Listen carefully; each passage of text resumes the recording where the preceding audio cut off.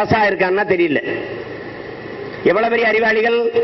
ஒரு பக்கம் வளர்ச்சி, நாட்டின் பிரதமர் போய் பேசுறார், இந்தியாவை பார்த்து உலக நாடுகள் வியக்கிறது. அப்புறம் கடல்ல உடனே எண்ணெயை வாழிக்கிட்டாலும் வியக்காம என்ன பண்ணும்?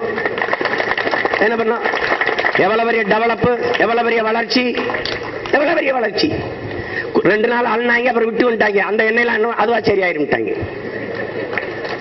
நீங்க மருத்துவர்கள் ஒரு ஊசியை போட்டு அப்படியே இருக்காங்க, அதுவா சரியாயிரும். அது எப்படி இருக்கும்? எப்படி இருக்கும்? எவ்வளவு பெரிய அறிவாளிகள்ட்ட ஆட்சியை கொடுத்திருக்கிறீங்க. வைகானையில போய் தெர்மாக்கோலை வெட்டி சூரிய ஒளியில வெப்பமாயிருந்தான். உங்களை மாதிரி விஞ்ஞானி, அதனாலதான் அப்துல் கலாம் செத்து போயிட்டாரு. இவங்களெல்லாம் நம்ம பார்க்க முடியாது. இவங்களும் ஐயோ மானம் எடுத்துருவாங்க, அதுக்குள்ள கண்ண முடியணும்னு முடிட்டாரு. இல்லைன்னா 110 ஆண்டுகள் இருந்திருப்பாரு அவரு. ஏய், நீராவி ஆயி மேல போனா தாண்டா குளிர்ந்து மேகமாயி மழையை கொட்டும். மழைங்களா அதை தர்மாக்கோலை போட்டு அது போட்டு அமைச்சர் வரும்போது பின்னாடியே வருது. அது காத்துல இப்படி எவ்வளவு அறிவானவங்கிட்ட அரச கொடுத்துட்டு நம்ம உரிமைக்கு உட்கார்ந்து போராடிட்டு இருக்கோம் பாருங்க. இப்படி சுத்த பைத்தியக்கார கூட்டம் ஒண்ணு மேல இருக்குது. இங்க இத்தனை பிரச்சனை கிடக்குது. இங்க விவசாய போராட்டிருக்கா, நெடுவாசல போராட்டிருக்கா, மருத்துவர்கள் சேவை செய்து கொண்டிருக்க மக்களுக்கு உயிர் காக்கிற குலதெய்வங்களா கொண்டாடி கொண்டிருக்கிற மருத்துவ குல மக்கள் இங்க உட்கார்ந்து போராட்டி இருக்கிறான். அவன் பேச்சுவார்த்தை நடக்குது, சீக்கிரம் ஒன்னாயிருவான். இது சின்னையா இருக்கு, கொடியா இருக்கு, ஆட்சியா இருக்கு, பதவியா இருக்குன்ட்டு காலங்காலமா ஒரு தம்பி எழுதியிருக்கிறான். ஆஸ்பத்திரிக்குள்ள மருத்துவமனைக்குள்ள விடலைன்னு ஒருத்தர் கட்சி ஆரம்பிக்கிறது, பொண்டாட்டி என்னை வீட்டுக்குள்ள விடலைன்னு புருஷன் கட்சி ஆரம்பிக்கிறதெல்லாம் தமிழ்நாட்டில் தான் நடக்கும் நினைக்கிறேன். இது ஒரு கொடுமையை நோக்கி இங்கிட்டு போய் கொண்டிருக்குது.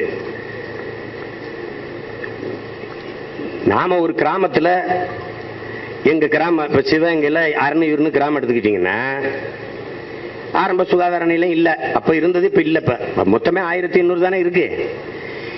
தண்ணி பாய்ச்சும் போது எங்க அப்பாவுக்கு ஒரு பாம்போ புறான கடிச்சிருச்சுன்னா நாங்க இளையாங்குடி தூக்கிட்டு போகணும். அதுக்கு ஒரு பாதை வசதி இல்ல, ஒரு பேருந்து வசதி இல்ல. பல பல ஆயிரம் கிராமங்கள் இப்படி இருக்குது. கிராமங்கள்ல இருக்குது. ஒரு பேறுகாலம் மருத்துவ வசதினா மருத்துவம்னா எடுத்துட்டு போக முடியுது. என்னன்னா இந்த நாடு எப்படி சொல்லுது பாருங்க, digital India, smart city. Smart city இருக்கு, ஸ்மார்ட் வில்லேஜ் கிடையாது. இந்த நகர்ப்புறங்கள் இந்த நாடு எப்படிப்பட்ட வளர்ச்சியை காட்டுது பாருங்க. இந்த ஊர்ல புல்லட் ட்ரெயின் ஓடும், எங்க ஊர்ல சைக்கிளே ஓடாது. இங்க பாருங்க, மழை பெய்யும் போது சைக்கிளை நாம சுமப்போம், மழை பெய்யலனா அது நம்மளை சுமக்கும். மழை பெஞ்சா நாங்க தொலைதுக்கிட்டு நடக்கணும், சகதி. இப்ப இதுல என்ன நுட்பமா கவனிக்கணும்னா, இந்த சென்னை மாதிரி பெருநகரங்கள் பிதுங்கி வழியுது. ஒரு உயிர் காக்கும் ஊர்தி, அவசர ஊர்தி இருக்கு பாருங்க, அது தூக்கிட்டு போனா உரிய நேரத்தில் மருத்துவமனை கொண்டு போக முடியாது. நத்தையை விட மெதுவா நகருது. ஏன்? நெரிசல். காரணம் என்ன?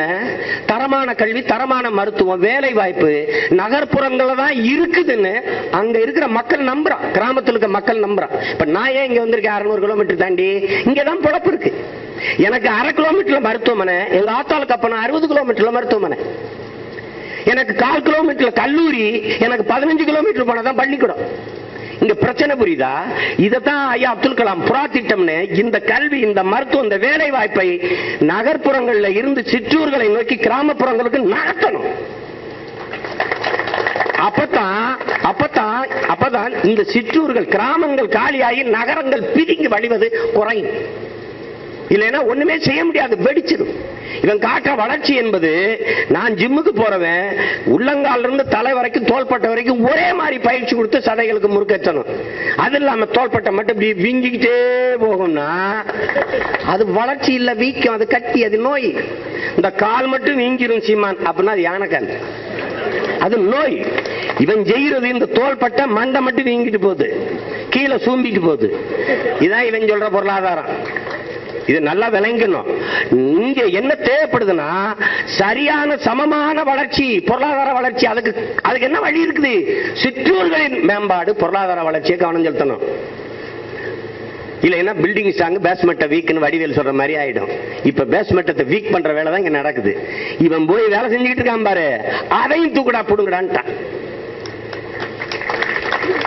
இப்ப இருக்கிற அந்த மசதி ஏதோ வைத்த வழி.